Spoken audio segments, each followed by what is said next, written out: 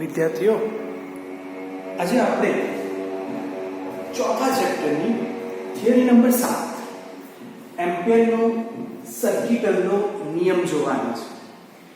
જે રીતે બાયો-સાવર્ટનો નિયમ પરથી વર્તુળાકાર રિંગ માટે ચુંબકીય ક્ષેત્રનું સૂત્ર B µ0I/2 મેળવ્યું હતું, તે જ રીતે એમ્પિયરના સર્કિટલના નિયમની મદદથી અતિ લાંબા તારની બહાર કે તારની અંદર ચુંબકીય ક્ષેત્ર મેળવવાના છે. એ જ રીતે ટોરોઇડ, સોલેનોઇડ માટે પણ આપણે ચુંબકીય ક્ષેત્રના સૂત્ર મેળવવાના છે. પણ આ ચાર સૂત્ર એ આપણે એમ્પિયરના સર્કિટલના નિયમની મદદથી મેળવવાના છે. તો એ ચાર સૂત્રમાં એમ્પિયરનો સર્કિટલનો નિયમ ક્યાં લાગે, એ નિયમ માટે કઈ વસ્તુ ધ્યાન રાખવા જેવી એ જાણવી પડે. તો આપણે એ માટે એમ્પિયરનો સર્કિટલનો નિયમ પહેલા તો જાણી લઈએ. તો એ નિયમ જાણવા માટે આપણને ખબર છે કે ફિઝિક્સમાં સૂત્ર યાદ હોય તો સૂત્ર પરથી વ્યાખ્યા કે નિયમ લખી શકાય છે. તો ઇન્ટિગ્રેશન b સદિશ ડોટ dl સદિશ બરાબર µ0 સમેશન I. તો નિયમ એમ કહે છે કે ચુંબકીય ક્ષેત્રમાં કોઈ પણ બંધ ગાળાનું રેખા સંકલન એ શૂન્ય અવકાશની પરમિએબિલિટી એટલે કે µ0 અને વિદ્યુત પ્રવાહનો બેઝિક સરવાળો સમેશન I ના ગુણાકાર બરાબર હોય છે. ચાલો, તો આ તો નિયમ. હવે નિયમને સમજીએ. તો ચુંબકીય ક્ષેત્ર એટલે આપણું આ B. તો ચુંબકીય ક્ષેત્રમાં કોઈ પણ બંધ ગાળો એટલે કે આ બંધ ગાળાનું રેખા સંકલન એટલે આ સંકલન રેખા એટલે કોણ dl ની સાપેક્ષે થતું સંકલન એ શૂન્ય અવકાશની પરમિએબિલિટી µ0 અને વિદ્યુત પ્રવાહનો બેઝિક સરવાળાના ગુણાકાર બરાબર હોય છે. એ આપણે છે પરિસ્થિતિ. ચુંબકીય ક્ષેત્ર એ કોઈ પણ બંધ ગાળાનું રેખા સંકલન એ શૂન્ય અવકાશની પરમિએબિલિટી અને વિદ્યુત પ્રવાહના બેઝિક સરવાળાના ગુણાકાર બરાબર હોય છે.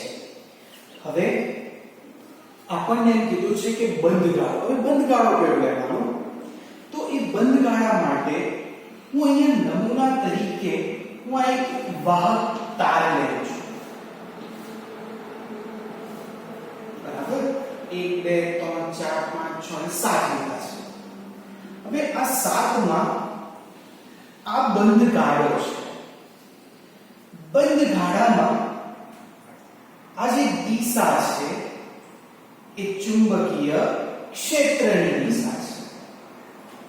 હવે આ જે વાહક તાર છે એ વાહક તારમાં વિદ્યુત પ્રવાહની દિશા આપણે અહીંયા યાદચ્છિક રીતે મતલબ કે આપણે આપણી રીતે ધારી લઈએ છીએ કે ધારો કે આ I1 વિદ્યુત પ્રવાહની દિશા I2 ની છે, આ ધારો કે I3 નીચે તરફ છે, I4 ઉપર તરફ છે, I5 ની દિશા નીચે તરફ છે.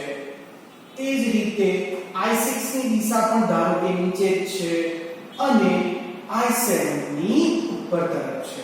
તો આ 1 2 3 4 5 6 અને 7 સાથે 7 ની આપણે વિદ્યુત પ્રવાહની દિશા બતાવી દીધી છે યાદચ્છિક રીતે એટલે આપણી રીતે. અમુકને આપણે ઉપર લીધા છે પ્રવાહ અને અમુક માટે વિદ્યુત પ્રવાહની દિશા એ નીચે તરફ લીધી છે. ચાલો હવે સ્ટાર્ટ. શું કહે છે? તો ચુંબકીય ક્ષેત્રમાં કોઈ પણ બંધ ગાળાનું રેખા સંકલન, ખાસ ધ્યાન રાખજો, કોઈ પણ આપણે જે ચુંબકીય ક્ષેત્ર લઈએ એ હવે કેવી રીતના નક્કી થાય? તો આપણે જાણીએ છીએ કે અંગૂઠો એ પ્રવાહની દિશા બતાવે અને આંગળીઓ ચુંબકીય ક્ષેત્રની દિશા. બરાબર? એટલે આ જે છે તે ચુંબકીય ક્ષેત્ર છે, બરાબર ને? અંગૂઠો એ પ્રવાહની દિશા કહેવાય. એ આપણે બાયો સાવરમાં જોયું હતું. અહીંયા આપણે જમણા હાથના સ્ક્રૂનો નિયમ વાપરવાનો છે. તો જમણા હાથના સ્ક્રૂના નિયમ આધારે જો આપણે જોઈએ તો પહેલા તો નિયમને સમજીએ. શું કીધું છે? ચુંબકીય ક્ષેત્રમાં કોઈ પણ બંધ ગાળાનું રેખા સંકલન, મતલબ કે બંધ ગાળામાં જેટલા પ્રવાહ લીધેલા છે ને, આવે છે ને બંધ ગાળાની અંદર, તેટલા જ સ્વીકારવાના. આ બંધ ગાળાની બહાર જે I1 અને I7 છે ને, તેને ગણતરીમાં લેવાતા જ નથી. સેમ પહેલા ચેપ્ટરમાં ગાઉસના પૃષ્ઠ માટે ગાઉસનો નિયમ જે હતો એમાં તમે જોઈને આવેલા હતા કે બંધ ગાળાની અંદર જ ફ્લક્સ લેવાય, બહારના આ વિદ્યુત ભાર અંદર જ લેવાય, બહારના લેવાતા જ નથી. સેમ અહીંયા એ જ છે, એમ્પીયરનો સર્કિટલનો નિયમ છે. તો હા, હું એ કહેતો હતો કે જમણા હાથનો સ્ક્રૂનો નિયમ હવે અહીંયા કેવી રીતના એપ્લાય કરવાનો? તો આ જે ચુંબકીય ક્ષેત્રની જે દિશામાં છે એ દિશામાં સ્ક્રૂને ફેરવવી. બરાબર? એમ વિચારે કે આ સ્ક્રૂ છે તો સ્ક્રૂને આપણે આમ ફેરવવાનું છે. તો સ્ક્રૂ કઈ દિશામાં જશે? તો સ્ક્રૂ એ તો ધીરે ધીરે ઉપરની દિશામાં જાય. તો જમણા હાથના સ્ક્રૂના નિયમ પ્રમાણે સ્ક્રૂ જે દિશામાં જશે એ દિશામાં પ્રવાહ ધન લેવો. યાદ રાખજો. શું? સ્ક્રૂને ફેરવવાનું, સ્ક્રૂ ઉપર જાય છે તો ઉપરની દિશામાં જતા પ્રવાહ ધન લેવાના, એની વિરુદ્ધ દિશામાં જતા પ્રવાહ ઋણ લેવાના. તો ચાલો હવે નિયમ પ્રમાણે I1 તે તો ગણાશે જ નહીં, I7 ની ગણાશે કારણ કે તે તો બંધ ગાળાની બહાર છે. તો I2 એ ઉપર તરફ જાય એટલે તેને ધન તરીકે લેવાનું. I3 નીચે જાય એટલે -I3. I4 ઉપર જાય એટલે +I4. I5 નીચે આવે એટલે -I5. I6 બી નીચે જાય છે એટલે -I6. તો આ જે બી છે એ વિદ્યુત પ્રવાહનો બેઝિક સરવાળો છે, જે આ છે સમેશન I.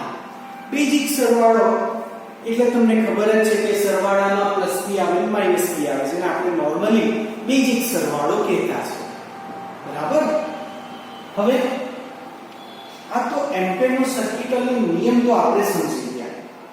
હવે એ નિયમને આધારે આપણે અતિ લાંબા તાર માટે ચુંબકીય ક્ષેત્રનું સૂત્ર મેળવવાનું છે. એ જોઈએ તો આપણે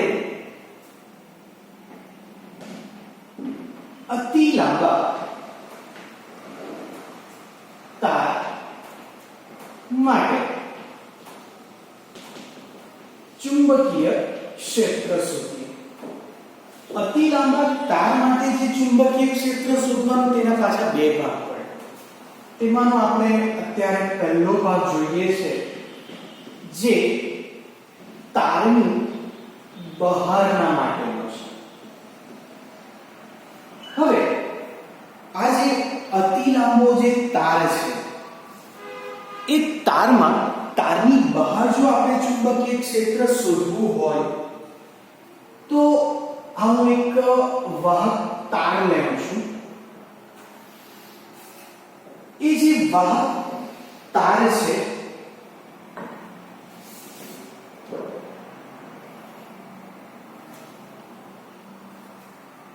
વાહક તાર અતિ લાંબો હોવાથી બંને બાજુ આવી રીતના ડેશ ડેશ વડે દર્શાવવાનું છે.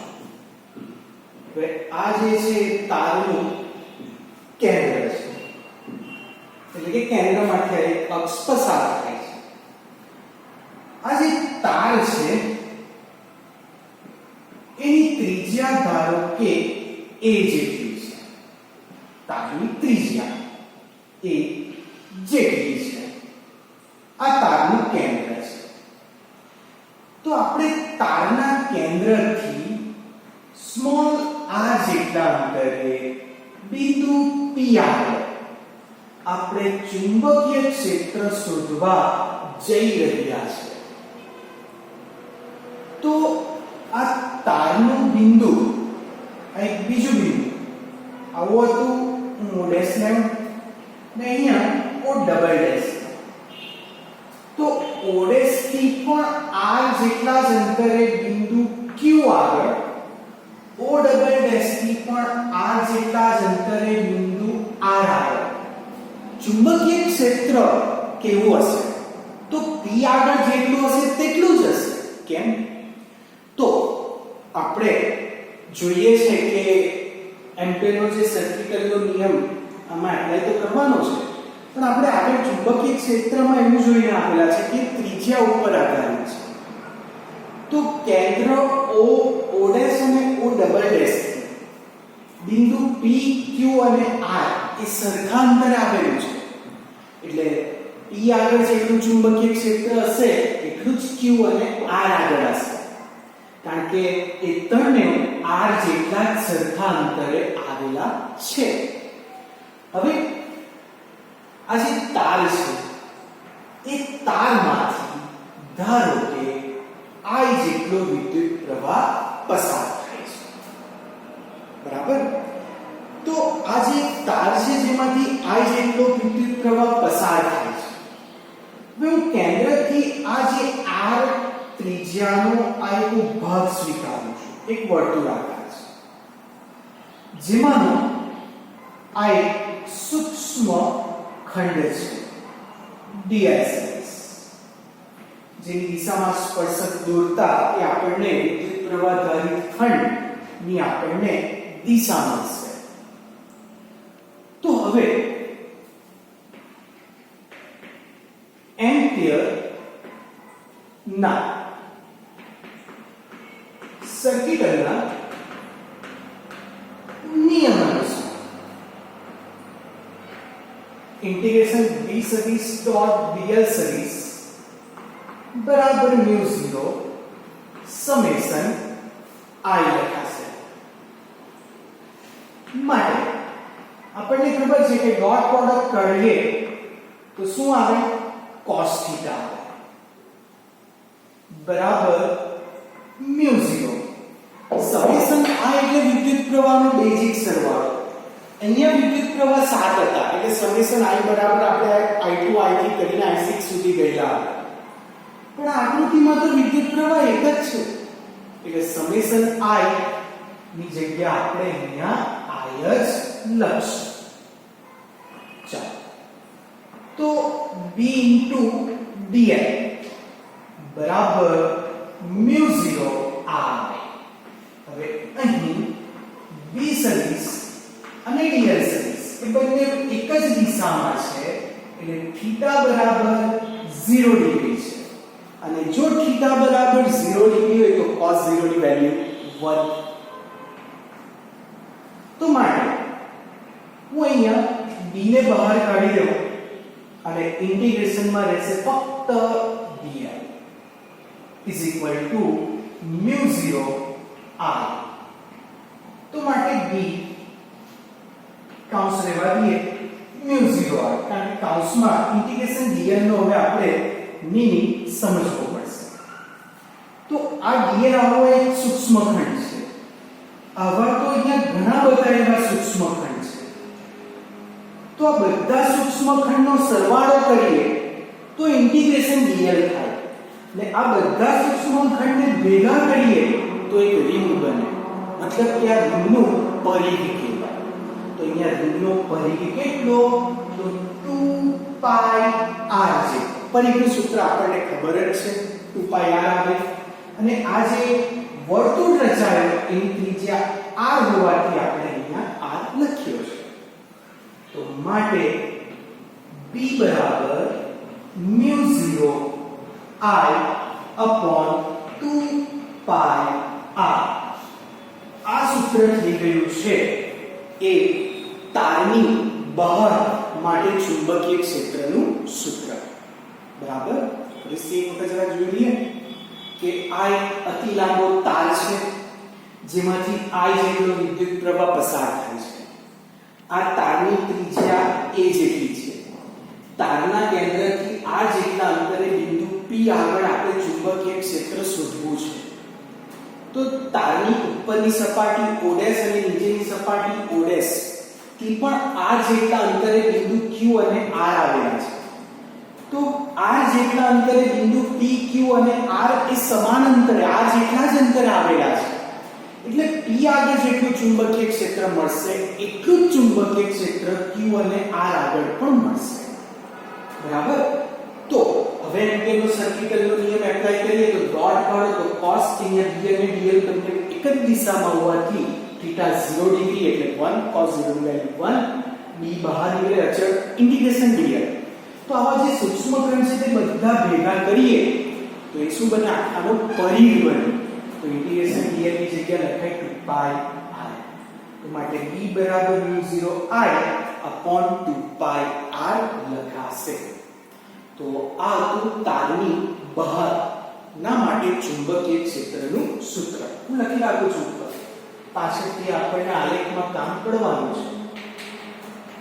તો તારની બહાર ના માટે ચુંબકીય ક્ષેત્ર એ μ0 I upon 2 પાઈ r. ચાલો હવે આગળ વધીએ. હવે આપણે તારની અંદર ચુંબકીય ક્ષેત્ર શોધવું છે. તો એના માટે અમારે એક સૂક્ષ્મખંડ વાળો ફંક્શન કાઢી નાખવું પડશે.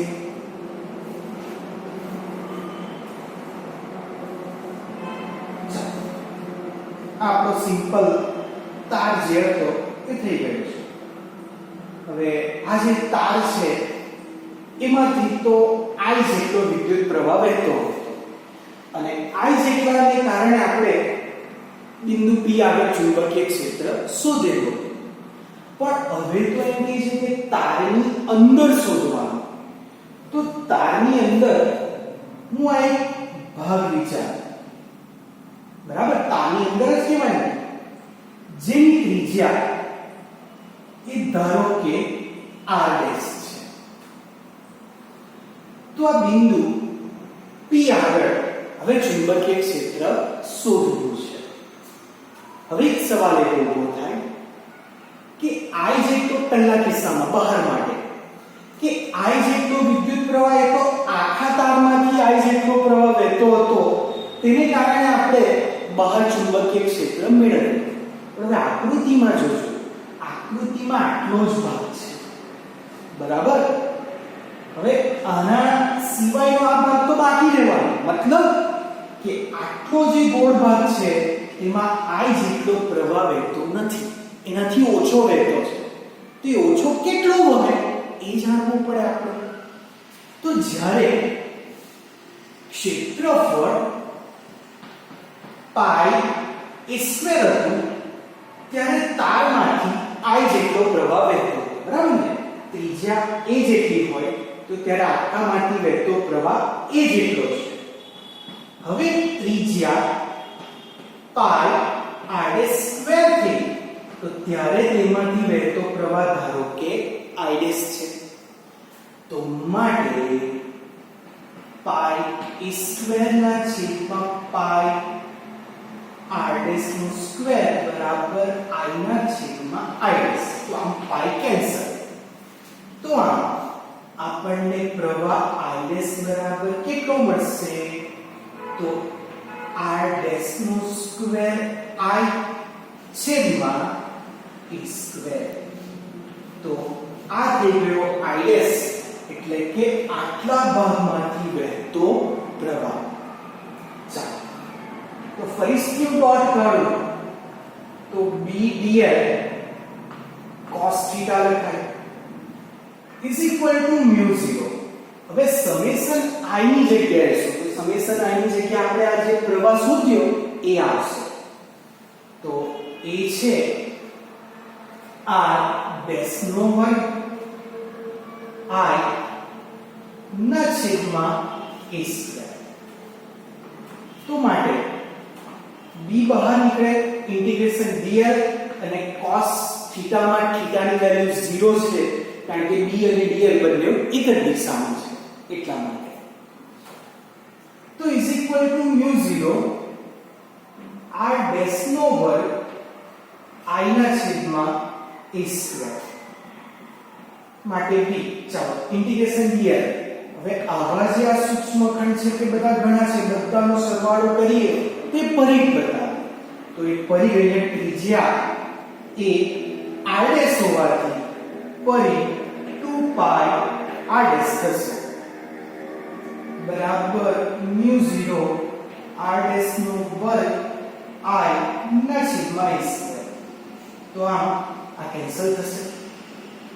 તો માટે ચુંબકીય ક્ષેત્ર એ mu 0 r ડેશ I ના છેદમાં 2 પાઈ a સ્ક્વેર.